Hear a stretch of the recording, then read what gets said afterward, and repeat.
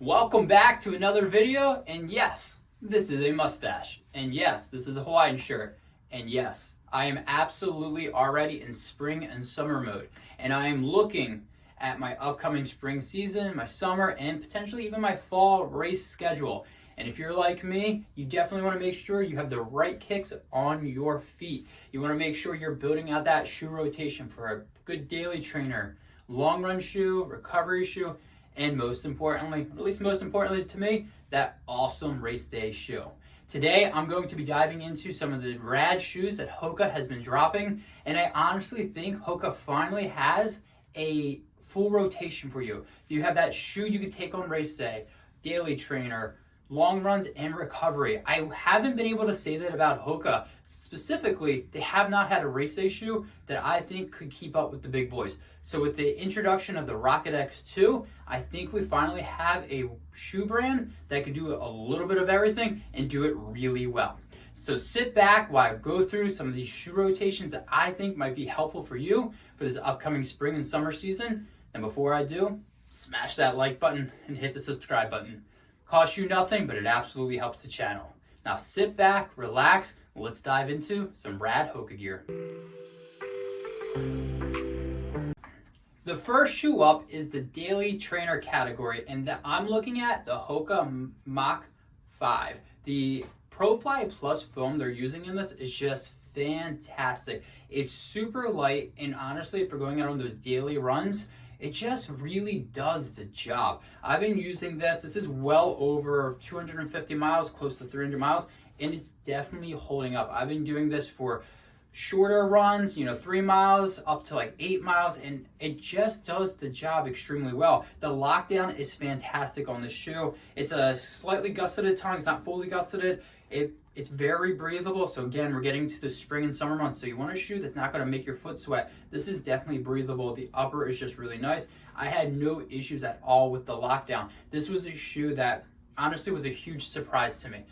The other Mach was okay, but I had issues with the foam. It died out too quickly. So knowing that this foam, the ProFly Plus, can go 250, 300 miles, that's a heck of a deal. The shoe's not that expensive. I think it's about like $130, $140, which for a shoe that can get you about 300 plus miles, that's huge to me. And I definitely think the Mach 5, out of all the shoes from Hoka, is that perfect daily trainer, especially if you're looking for something a little bit light and breathable. The next shoe up for me is the long run shoe. And that I'm taking out the Clifton 9 from Hoka. This is the shoe that I've been enjoying going into double digits. It feels fantastic underfoot. I get a great lockdown, and the new EVA foam formulation they're using is definitely a huge plus to me. I found previous Cliftons to kind of be like a little bit of a dud. I even said Hoka is no longer the king of max cushion anymore. They had to hand that over to another brand. But I definitely think the Clifton 9 definitely starts bringing back some of those old feelings. When you put the shoe on, it felt comfortable, it felt squishy, but also pretty responsive.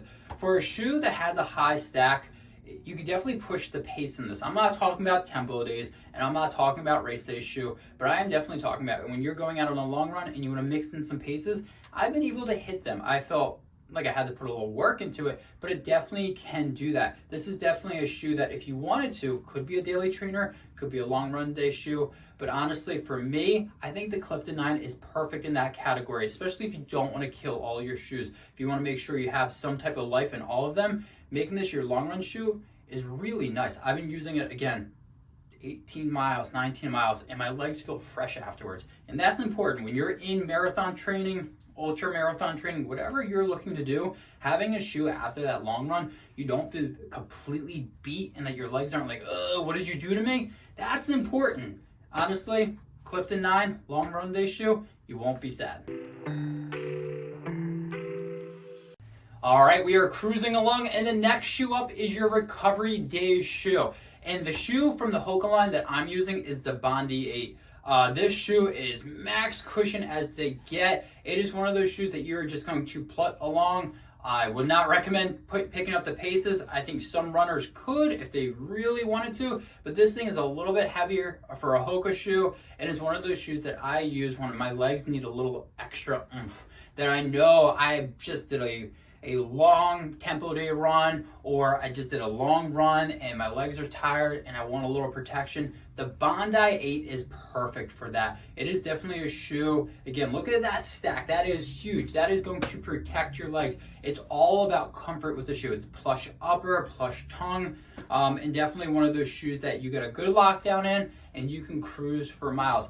Could you use this for a long run day shoe? Absolutely. I just wouldn't recommend using it for a long run day shoe if you also want to pick up the pace. If you're going out and you just want to cruise and you want as much stack underneath you, sure, absolutely. This Bondi 8 could absolutely do that. But picking up the pace by later in the run, your legs are going to be tired. So if you're going out for like a 17-mile run, I think by like mile 14, your legs are going to feel a little heavy. And that's something to keep in mind. I really like this shoe a lot.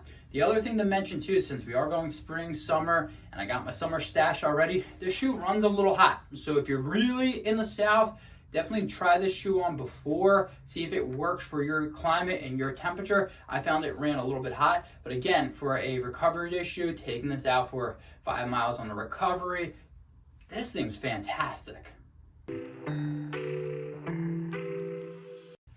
In the moment you're all really here for, that is for the Hoka Rocket X2. This shoe is so freaking awesome. I'm not even going to sugarcoat this and try to pretend like, oh, it's just an okay shoe. I loved running in this shoe. I have about 35 miles into this shoe, and I loved every mile I got into the shoe. They finally have a race day shoe. The Rocket X1, meh, kind of a dud to me. The Carbon X, meh, is kind of a dud to me. The foam just wasn't there. I think Hoka always has a good upper and really good lockdown, but the foam just was not really there. This foam is so nice. It is squishy, but not too squishy where you feel like you're sinking in. It's comfortable, it's responsive, and where they place the plate, it just works really well. I think that was the part they missed previously too with the previous Rocket X, is the placement of the plate is really important. I think a lot of times people think, oh, get good foam, throw a plate in there, boom, you got a success. That's really not the scenario. If you want to compete with the Nikes and the Adidas and the Saucony and the Asics, you need a race day shoe, and Hoka, you finally did it. This is, again, it's a little bit wider of a base than maybe like the Vaporfly or even the Adidas Adios Pro, and I really like that. I think having a little bit of a wider base works well for me in my stride. I didn't feel like I was pronating at all, and I was able to pick up the pace very seamless. I was dropping in the low sixes, like 610, 620s, and I felt like I was just cruising. The response that I got from the shoe is just nice. The upper, I really like it because it has a gusseted tongue, so I got a good lockdown in and the tongue didn't move. While there's really no materials back here, it just works enough, you know what I mean? All race day shoes, you're gonna have that where like you're gonna see, oh, that doesn't really have much of a heel or anything yet, but I didn't have any heel slippage problems. I, again, took this on a bunch of tempo runs, long run days, and no issues at all with this heel, this upper. Honestly, it just did the job for me.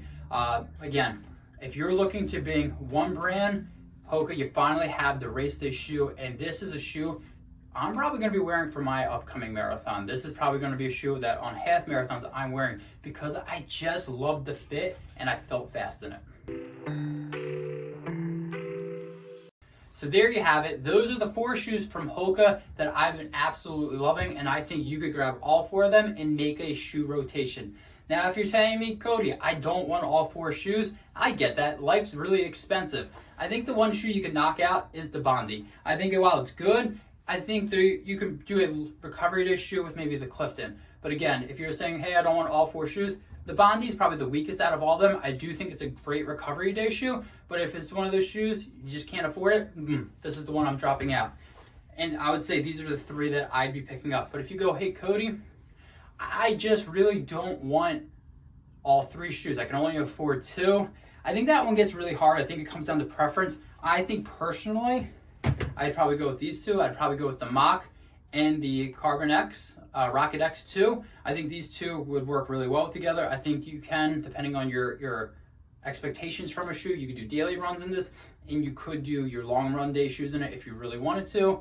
And again, race day shoe, for me, doing a marathon, I want the best of the best, and I can't see a rotation where I don't have a carbon plated shoe for my race day shoe. So personally, if I had to only pick two, it would be the Mach and the Rocket X2. I think they just work really well for my foot. But I'll be honest with you, if you went with the Clifton and the Rocket X2, I don't think you'd be that disappointed. I think that this Clifton is 10 times better than the previous Clifton. They finally brought it back. This is a new shoe, it's new life, and it feels really good underfoot. So you could use these two: daily trainer, long run day shoe, recovery day shoe, race day shoe. And I think you would be extremely happy. I think this is a good problem to have. Hoka finally has shoes that a lot of you can use. And honestly, I think you could go all four of these, be happy. You could get two of these, be happy. And honestly, if you just said, well, Cody, I only want a Hoka race day shoe, dude, honestly, this is a killer. This is a crusher. Like, honestly, I enjoyed running this so much that I would say this is definitely worth it. It's $250, which hurts me a little bit, but it's definitely worth it. Well, there you have it. Those are the 4 shoes I would be making a shoe rotation from Hoka. Again, I am in spring season. I want the spring. I want the warm weather, and I want to get prepared for my upcoming races. And with that is preparation, getting the right kicks on your feet. So thanks for checking out this latest video. Again, make sure you hit that subscribe button and the like button. And until next time, see you out on the run.